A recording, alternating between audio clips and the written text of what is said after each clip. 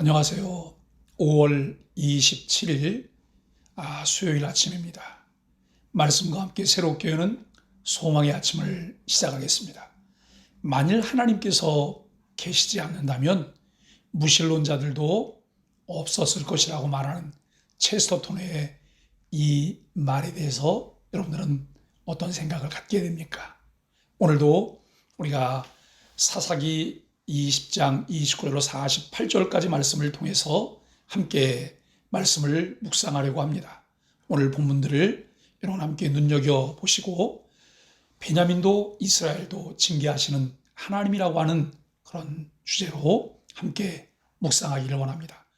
뭐로 가도 서울만 가면 되고 수단과 방법은 상관없이 목적만 달성하면 된다고 생각하는 그런 경우들이 많이 있습니다.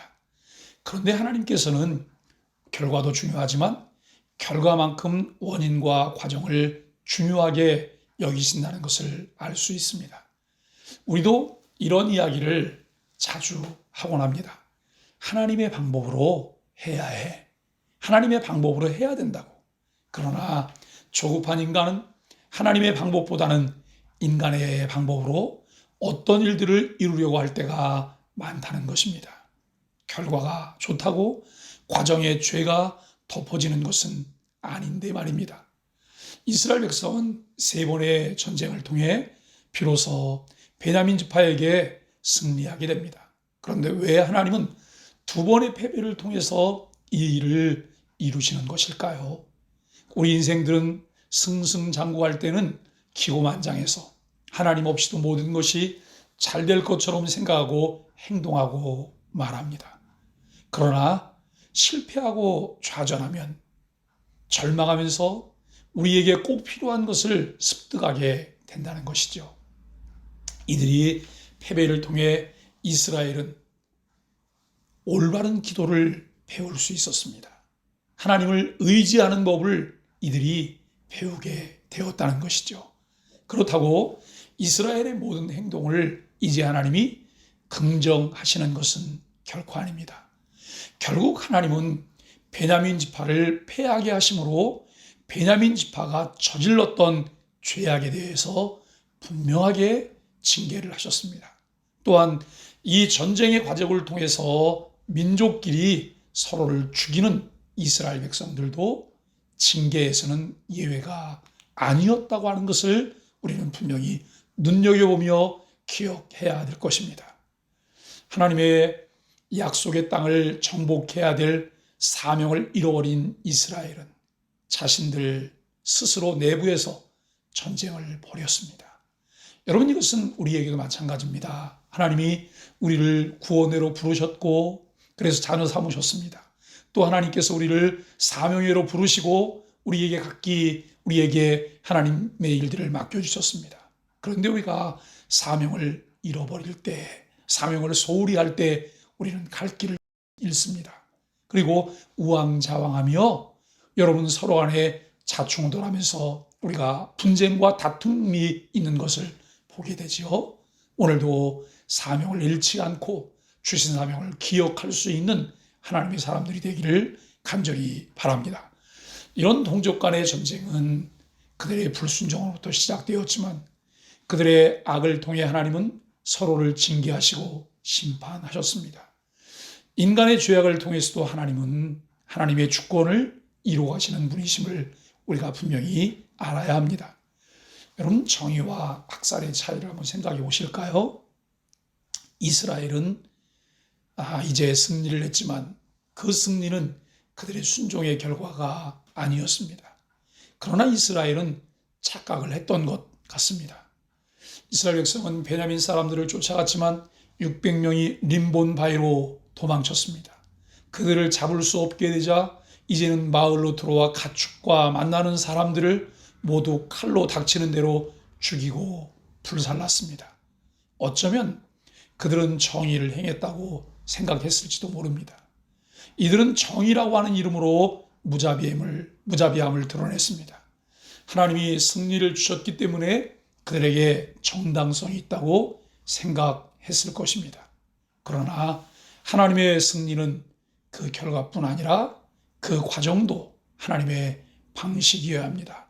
남녀노소 동물까지 죽였다는 것은 정의가 아니라 학살입니다. 여러분, 40년 전 우리 현대사에 여러분 잊을 수 없는 아픔이 있지요. 광주에서 일어났던 민주화 운동입니다. 정권에 대한 욕망을 가진 이들에 의해서 여러분 무자비한 학살이 이루어졌습니다. 이것을 정당화하기 위해서 여러분 많은 거짓말도 하고 가짜 뉴스도 만들어내고 있지만 그것은 팩트가 아닙니다. 오늘 우리는 우리의 삶을 통해서 여러분 정의와 학살에 대한 차이를 분명히 우리가 기억해야 할 것입니다. 왜 이들은 이렇게 잔인한 방식으로 사람과 동물까지 죽였을까요?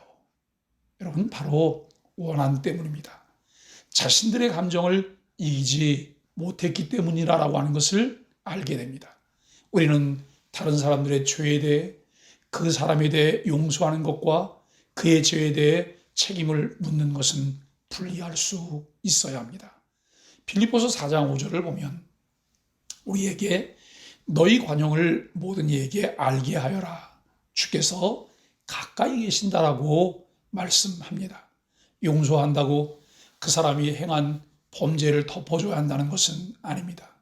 용서하지만 그 죄에 대한 대가를 요구할 수도 있습니다. 그러나 지금 이스라엘은 미움과 복수로 가득 차 있습니다. 그를 용서할 때 비로소 하나님의 정의를 실행할 수 있습니다. 그러나 미움이 가득 차면 결국 잔인한 복수로 끝날 수밖에 없다는 것이죠. 우리가 인생을 살아가면서 나를 지배하고 나를 움직일 만한 것이 무엇이 있을까를 생각해 봅니다.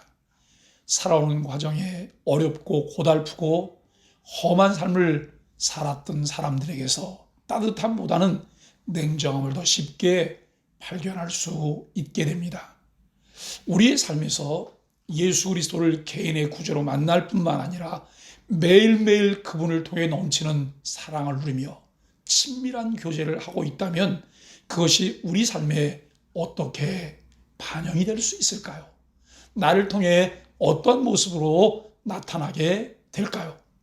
명목상 허울 뿐인 신앙이 아닌 하나님의 사랑이 우리의 삶에 흘러넘쳐서 다른 사람들과 나눌 뿐 아니라 공동체로 살아가는 은혜가 저와 여러분들에게 있기를 간절히 소망합니다.